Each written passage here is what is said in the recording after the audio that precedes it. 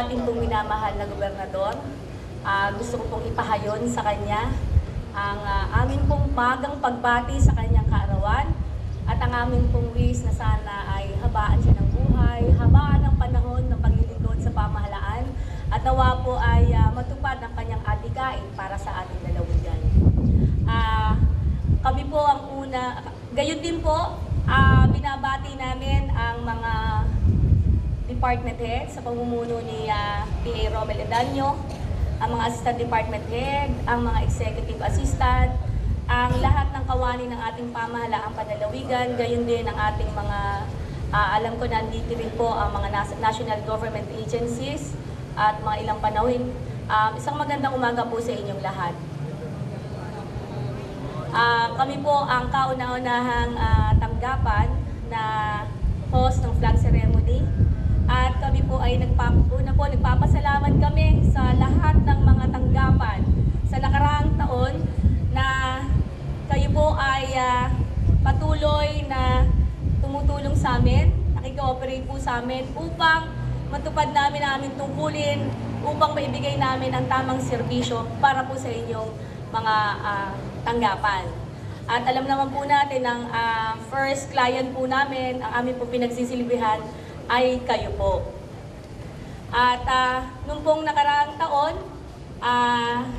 particularly ito pong mga nakaraang buwan, ang aming pong tanggapan ay tunay na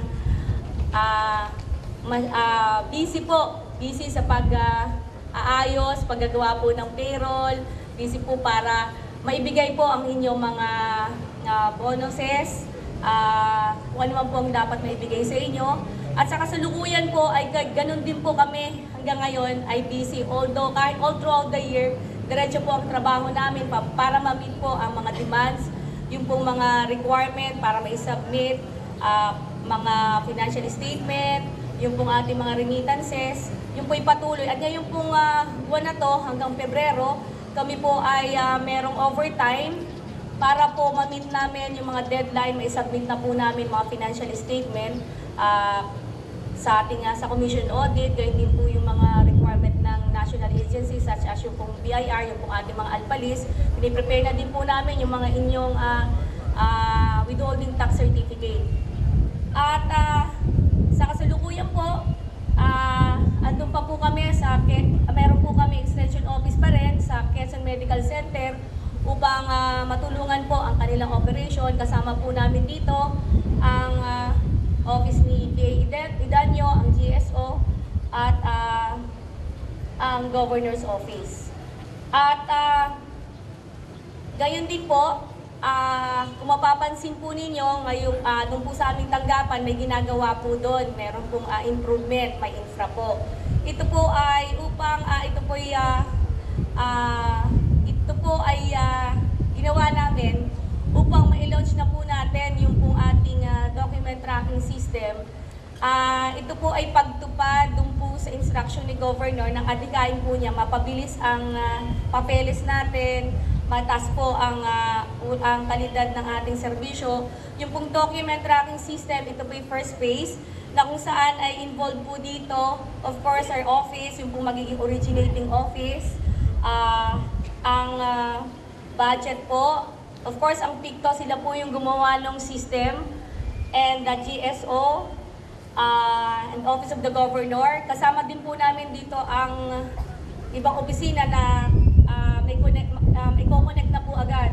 Kasama po dito ang BAC, ang PPDC, at engineering. So, hopefully po, ngayong quarter na to, yung pong mga gustong malaman kung nasa na po yung mga dokumento ninyo, pwede na po kayong pumunta sa tanggapan namin, mag-i-install po kami doon ng tablet. We'll just encode yung pong ating tracking number. So, matitrace na po nyo kung nasa po yung dokumento. Or pwede naman po kayong pumunta sa iba-ibang tanggapan na nabanggit ko. You can find po doon kung saan po ang inyong dokumento para po mapabilis natin. At siguro po bago matapos ang taon na ito, yung pong ibang mga tanggapan ay nagkakaroon na rin po ng koneksyon. Hindi po namin ito agad na isama sapagkat yung pong availability po ng mga linya, iaayos pa po yung mga line. At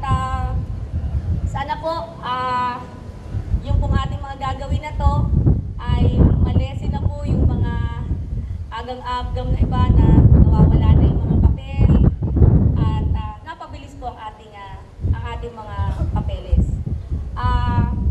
Ang aming pong tanggapan ay palagi pong bukas sa inyo pong pangangailangan, sa inyo pong mga suggestion. At kami po ay maasahan ninyo na we'll try our best na maibigay po namin yung inyong pangangailangan. At gusto po namin maipahayon sa inyong lahat na isa pong karangalan at kasiyahan namin na kayo po ay mapaglikuran at magbigyan ng maayos at matapat na serbisyo. Muli po, magandang umaga at maraming salamat. Dito pong nakaraang Lunes, after the flag raising, ay dumiretso po kami ni Governor Suarez kasama po ang mga department heads para sa isang napakahalagang pagpupulong.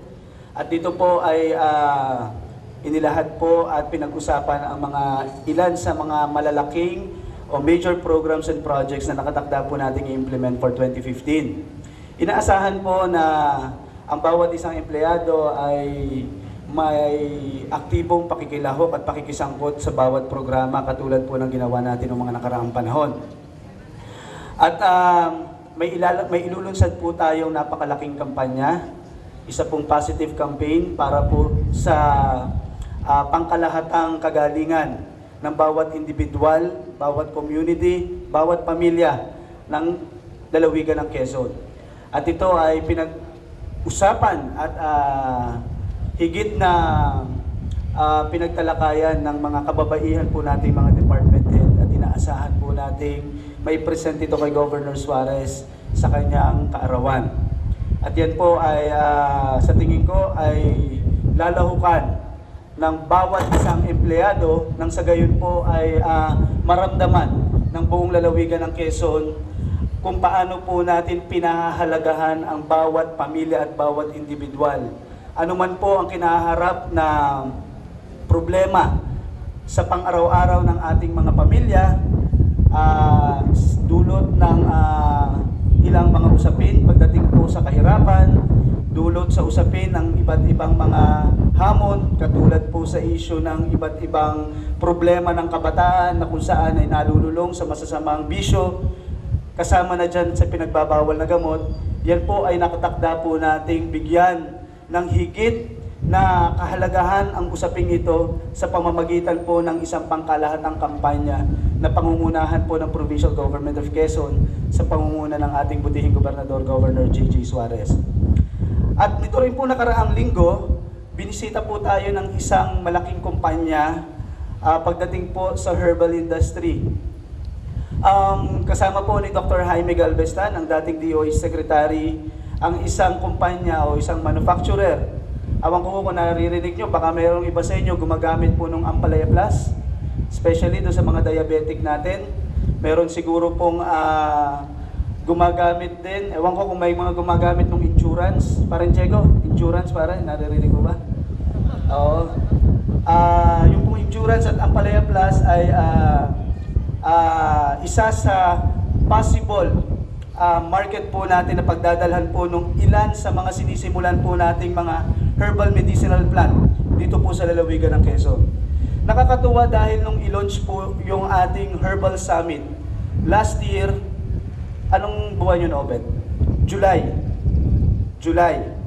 Nung buwan po ng July nang i-launch po natin ito, siguro ho mga a month, 2 months after, may mga bayan na po na nagsimula ng kanilang mga individual program dito po sa mga municipalities natin sa lalawigan ng Quezon. At true enough, yun pong naging output po natin dun sa Herbal Summit, unti-unti na pong naririnig dun po sa Kalakhang, Maynila at nalalaman po nila ang potensyal ng ating lalawigan na dito po sa lalawigan ng Quezon, patuloy po tayong nagmamahal sa kalikasan, patuloy po nating isinasaalang-alang ang iba't iba pong mga natural at organiko at herbal na pamamaraan po ng panggagamot. At sa tingin ko po, yan po ang isang tungtungan kung bakit po may naghihintay na higanteng industriya na sinimulan sa isang summit pero makikita po natin sa mga darating na panahon na magiging alternatibong oportunidad para po sa bawat magsasaka dito po sa lalawigan ng Quezon. Binisita rin po tayo ng ilang mga kasamahan natin from Department of Environment and Natural Resources kung saan po ay binahagi po ng ating gobernador yung kanyang pangarap at vision para dito sa Mangrove Experimental Station dito po sa Pagbilao, Quezon. Nakatakda pong i-co-manage pamunuan ng iba't ibang ahensya kasama ang pamahalang panlalawigan bilang pangunahing local government unit na mamamahala po dito sa Pagbilao Experimental Station. Ano po ba yung mangyayari dito po sa facility na ito?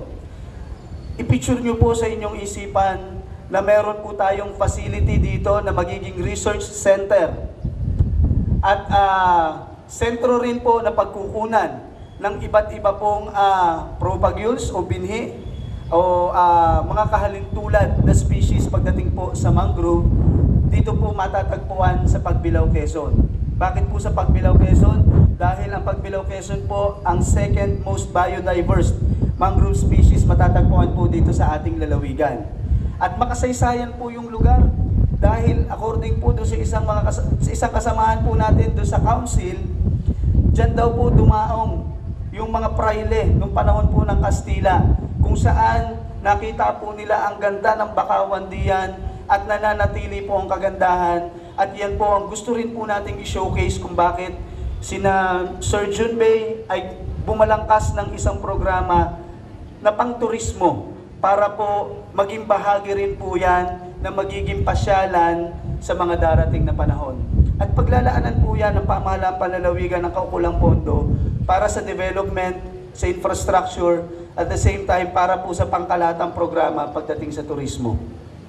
Ngayong umagang ito ay nakatakda pong i-convene ang Nutrition Council kung saan ay pinangungunahan po ito sa pamamagitan po ng isang napakalaking programang dilunsad ng ating pong unang ginang, Ma'am Ana Villarasa Suarez, at nakatakda pong bumuo ng plano para ngayon sa taong 2015. So, nang sa ganun po, yun pong ating ilang problema pagdating sa malnutrisyon ay sama-sama pong pagkaisahan, sama-samang kumilos ang bawat departamento, bawat pamahalang lokal sa pangunguna po ng pamahalaang panlalawigan ng Quezon.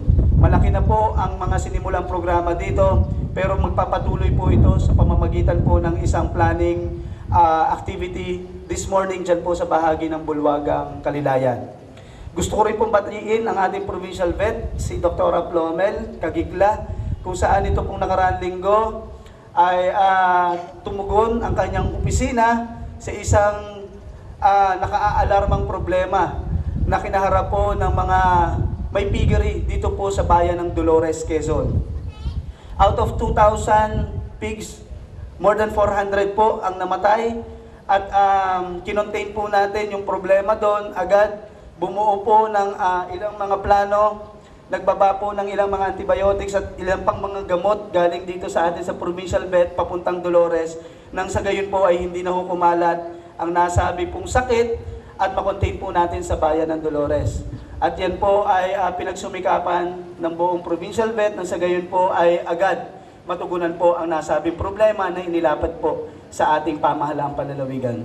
Muli araw po ng Lunes ngayon, inaasahan po ang commitment ng bawat isang empleyado.